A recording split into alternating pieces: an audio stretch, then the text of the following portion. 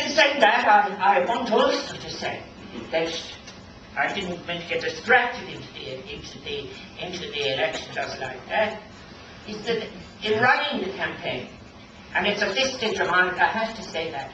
I spoke yesterday, I think, about the fact of the lorry test, of putting people up in a lorry, saying you have to speak about what you believe in, and if you believe it strongly enough, you will find that you will be able, and so forth.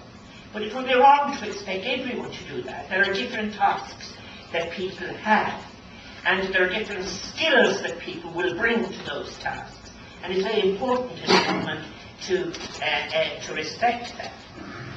But I want to try and be practical as well about a number of other things. The myths that have been used to explain great processes of change. The idea of progress was one. The next, in my own time when I was a student as the Honest Labour Union, was the modernisation model. That is, that all countries are inexorably moving to a form in which they will be the standard country with backward characteristics. So this came out of 6 studies known as the Princeton studies, published between 1958 and 1963. The third great myth of our times is globalisation. And what have all of these in common? All of these in common are powerful rationalizations of what it is suggested is the inevitable historical change that we think that is taking place. And what leans on political consciousness, is the study that you are in fact living through something that is inevitable, something about which nothing can be done. It has been described by Professor Charles Taylor in his book, The Ethics of Authenticity, as unfreedom, sleepwalking into unfreedom. You therefore have, I think it's very interesting in Ireland, after the Thatcher-Reagan period, and I did agree with David Best, the profound ideological shift in Britain that was brought about by Thatcher-Reagan, by Thatcher. And I felt I would have been wrong about it, and I would have accepted historically as the correction that it was necessary to make adjustments so as to dislodge Thatcherism in Britain. Well, I don't agree with that it was necessary to become like Thatcher, and that you needed, in fact, to change the agenda. It is interesting to think in terms of the way that local issues fit with global issues.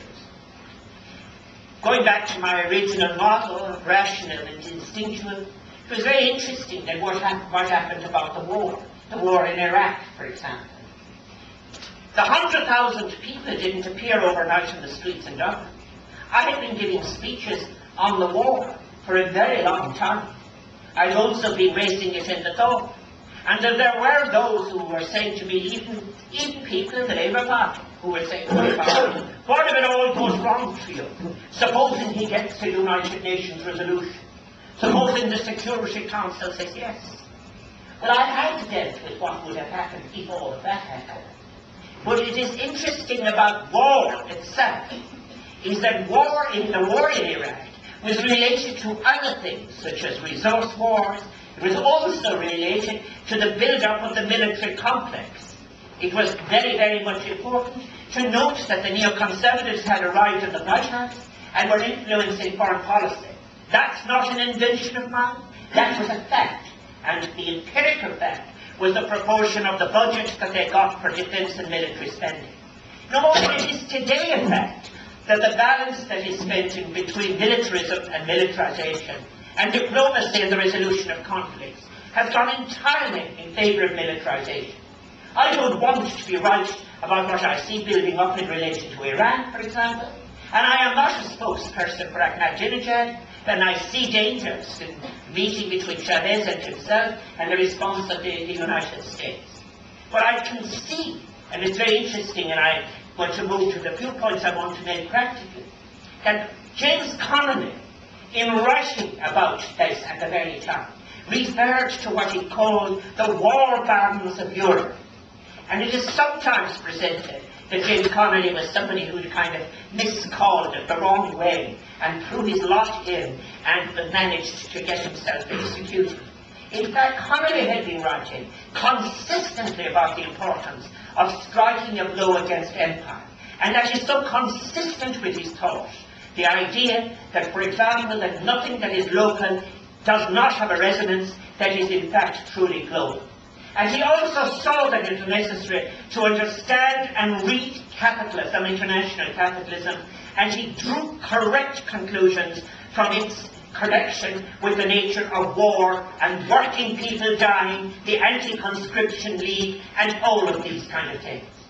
Let no one say that all of this has somehow or another as something we should wipe out. It would be as absurd to say to somebody in Northern Ireland, you should imagine now you must wipe the slate clean and go forward, ignoring all the people who have died, the people who have injured, the people in wheelchairs, the people who have loved ones who are lost, and so on. You can never offer an amnesia of history, which you can offer an amnesty, as Paul Ricoeur puts it. You can say to people, in order to be able to move on, we are willing to acknowledge we have different versions of this, and we are not going to cripple ourselves in such a way that we cannot. But it is necessary to do this work. I believe that the injustices which moved Connolly, these injustices which moved Larkin, but more importantly, which have consistently moved, remember, Labour has stayed in existence.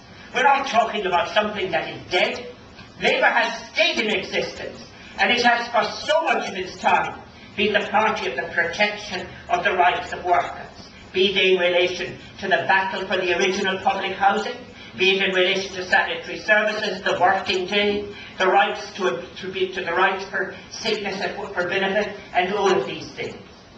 But the reality of it now is suggested is that what we must do is we must make our message in new conditions. We are operating in the context of a new myth, the myth of globalisation. Now, when I said this last at the Central Conference, people said, as soon as I was said to one speaker immediately afterwards, I said, oh, that globalisation is real. I'm not suggesting it doesn't exist. I'm saying that it has the function of a myth, of rationalising things, which some people are suggesting are inevitable. For example, that Labour must move to where it will get its lowest wage. And I wish David Begg was here to hear me say that when the statistics come out and they show the number of people who are either below the tax level or the number of people who are on the lowest wage, and people say, isn't this wonderful, we've taken them out of the tax net. Well, the next phrase is, you'll condemn them to low wages. And equally it is true that the changes that were made when I was in Cabinet, said by my colleague Neil Brown, in relation to free access to university. We're also paying the lowest levels of wages to graduates. And you have a high and growing amount of graduate unemployment.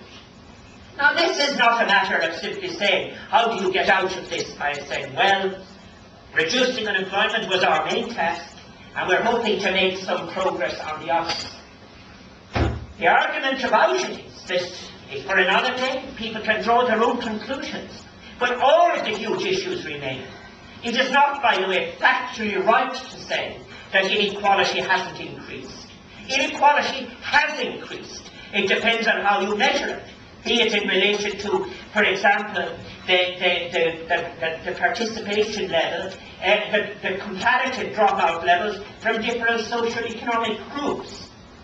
Isn't it very interesting that a recent study in Dublin showed that 20% of children in poorer areas were going to school in the morning hungry, and that you could increase school attendance by giving food, by giving breakfast. It is also true to say that a very significant number, another number, 20% of those who get to second level are leaving without any certificate, without a leaving certificate, and a great proportion without even a junior certificate.